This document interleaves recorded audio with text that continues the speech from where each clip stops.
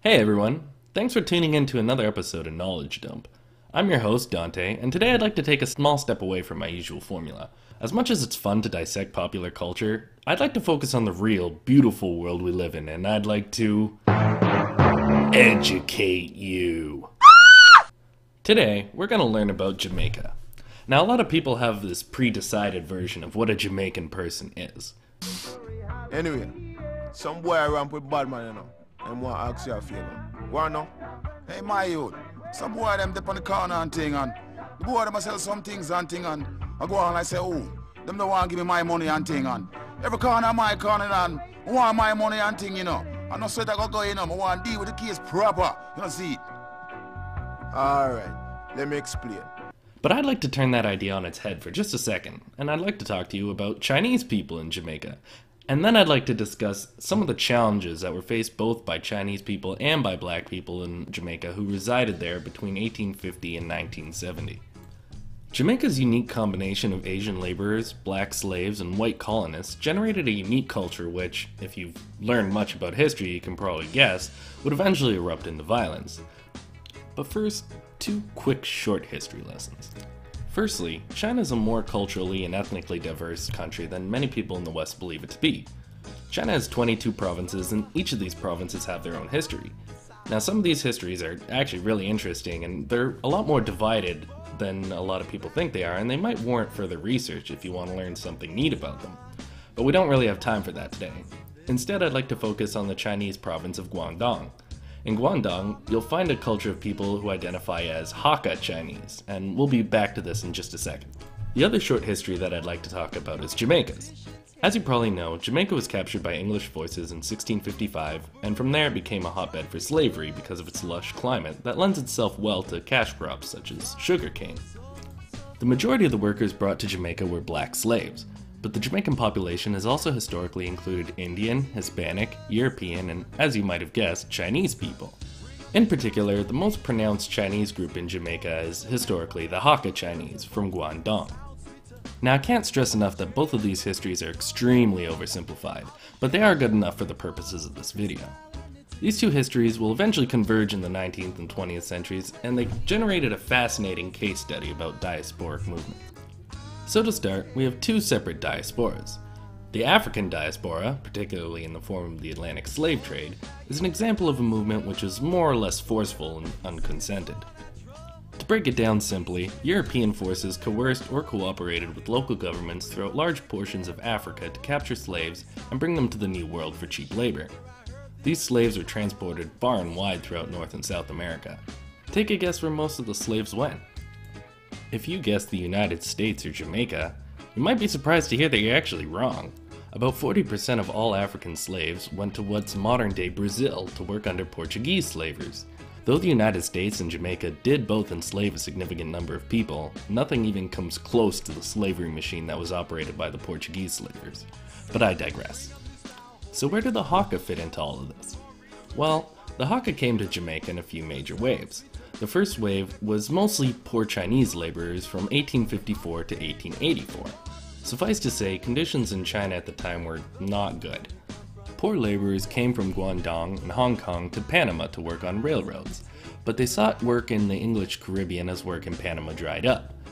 694 more Chinese people arrived in Jamaica in 1884. These migrant workers came to Jamaica seeking a wage, which is the modern-day equivalent of $4 per day for 12-hour shifts. For better or for worse, approximately 1,000 Chinese people working for $4 a day is actually not favorable to plantation owners.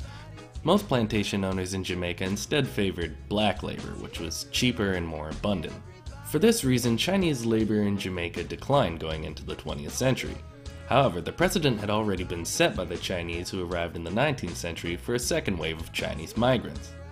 Hakka Chinese immigrants, particularly businessmen and their families, continued to enter Jamaica, and pre-existing Chinese communities continued to expand, bringing the number from 481 permanent Chinese residents in 1883 to 6,800 by 1943. By the mid-20th century, the Chinese residents of Jamaica had earned their place in society, largely by acting as middlemen, such as shopkeepers and business owners. By 1943, 64% of the Chinese Jamaicans in the country were working in the trade industry.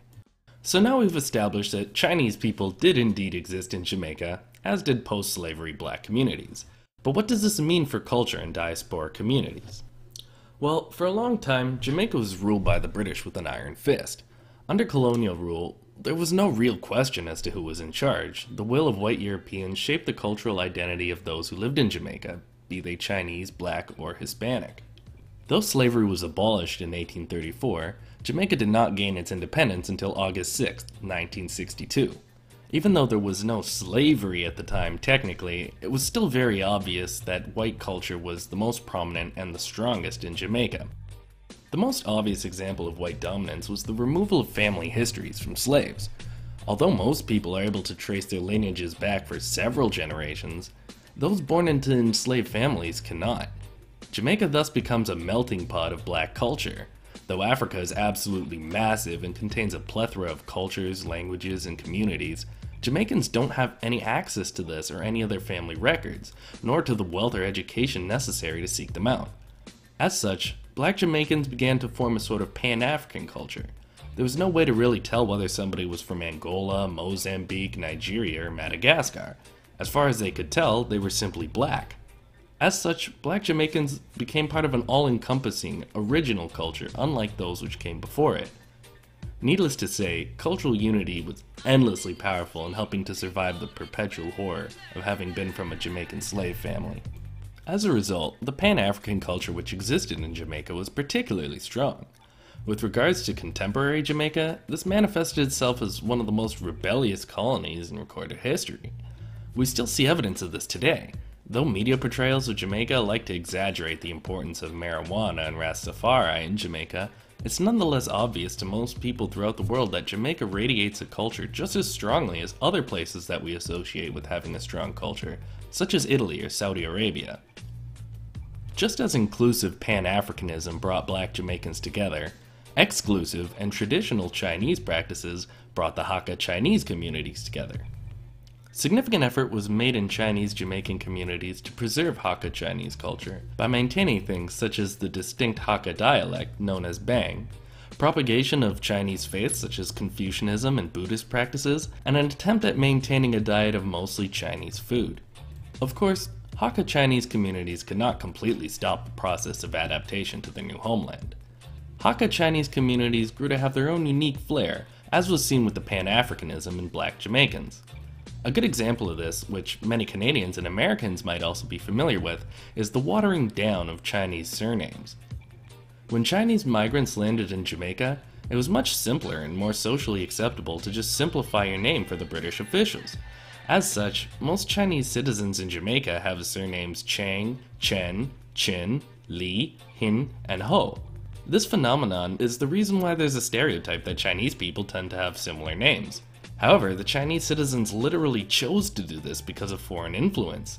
It's not the standard framework found in China itself. The dichotomy of these practices is what makes Jamaica such a great case study. Black Jamaicans relied on acceptance and Pan-Africanism to survive, whereas Chinese Jamaicans did the exact opposite and tried to make themselves as exclusive and conservative as possible. The success of these practices in relation to each other is a topic for debate. But what's not arguable is that the closeness maintained by the Chinese communities in Jamaica resulted in most Chinese Jamaicans sharing a similar place in society as middle-class citizens. Thus, as mentioned before, sales and distribution sectors became largely dominated by the Chinese citizens of Jamaica. This had an interesting effect, as the two cultures could not remain separate forever. For example, what kind of music do you think of when you think of Chinese music? Is it something like this?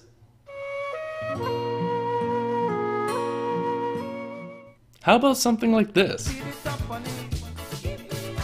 The position that Chinese people held in Jamaica as middlemen extended beyond simple jobs such as purveying food and goods. The Hakka Chinese were also heavily involved in Jamaica's largest cultural export, music. Chinese people in Jamaica had, by the 20th century, cemented themselves as wealthy enough to be involved in exports, as well as well-connected enough to understand supply and demand in foreign communities. Black Jamaicans had a long-standing musical tradition, which was rooted in the need for solidarity amongst slaves. This led to a multitude of talented and soulful musicians in Kingston's ghettos. However, North America at the time was still extremely hostile toward black people. especially those who had been enslaved. Due to the prejudice that they faced, black Jamaicans would likely never have succeeded in exporting reggae and its precursors such as dancehall, rocksteady, and ska beyond the slums of Jamaica. The wealthier and more connected Chinese citizens of Jamaica facilitated this process and made it possible for reggae not only to exist, but to gain a great deal of popularity in North America and Europe. However, this relationship was not always so smooth. Music performed by black Jamaicans was steered in a direction which the Chinese music producers felt would be more fruitful. As such, Chinese music producers such as Byron Lee often received criticism that the music they produced was not representative of the actual performances found in Kingston. Whether the influence of Chinese producers modifying reggae to be more palatable to foreigners is beneficial or suppressive is again a matter of debate. But alas, the class differences between the Chinese and black Jamaicans was not always so amicable and productive. Jamaica has a long history of uprising, and Sino-African relations is one of the many issues which would lead to violence in Jamaica's history. In July of 1918, one of the longest sustained race riots emerged in Jamaica. The original event which would set off the rioting was a scuffle between a Chinese man, Fong Su, and a police officer, Corporal McDonald, after the officer was caught sleeping with Fong Su's lover. Fong Su retaliated by shooting Corporal McDonald, and the incident eventually erupted into violence in the streets. Police, as well as Creole residents of Jamaica, began to attack Chinese shops in the parishes of St. Catherine and St. Mary. Weapons used against the Chinese shops included makeshift ones such as sticks and lethal weapons such as machetes. The movement continued to grow into organized attacks, featuring banner-carrying villagers and even government-ordered attacks. At their largest, the anti-Chinese mob numbered between 800 and 1,000 people. During the riot, 452 people were detained and 300 were eventually convicted. Though it's unclear if or how many Chinese people were killed during the riots, records state that the damage was, quote, considerable, a major understatement. So how do these cultures, which would end up cooperating to bring reggae to the world, break into such violence and hatred? Well, as a general rule, rioters are not usually exercising a great deal of logic, but the simplest answer would be ethnic tensions. While Jamaica was under white rulership, it was very easy to point out Jamaica's antagonist. However, after the abolition of slavery, Jamaicans began to work toward independence, and the presence of white elites slowly declined. This led to a power vacuum at the top of the social hierarchy. Speaking strictly from a point of relative wealth, Chinese Jamaicans were the top contender to fill that void. In 1908, Chinese immigrants accounted for 0.3% of the Jamaican population, but they controlled 13.2% of the retail market. It's also important to note that the portion of Jamaica's retail market that the Chinese Jamaicans controlled was primarily in food. Particularly speaking, the Chinese shopkeepers had a monopoly on staple foods such as fish, beef, pork, cornmeal, flour, and rice. The Chinese control over these important markets, coupled with centuries of oppression against a black culture that understands Jamaica as its homeland, just further exacerbates problems caused by the isolationist approaches by the Chinese Jamaicans, and very understandably fostered an environment of jealousy and resentment. If you want to learn other ways about how diasporic cultures collided in Jamaica, I'd suggest researching the 1986 Miss Jamaica beauty pageant.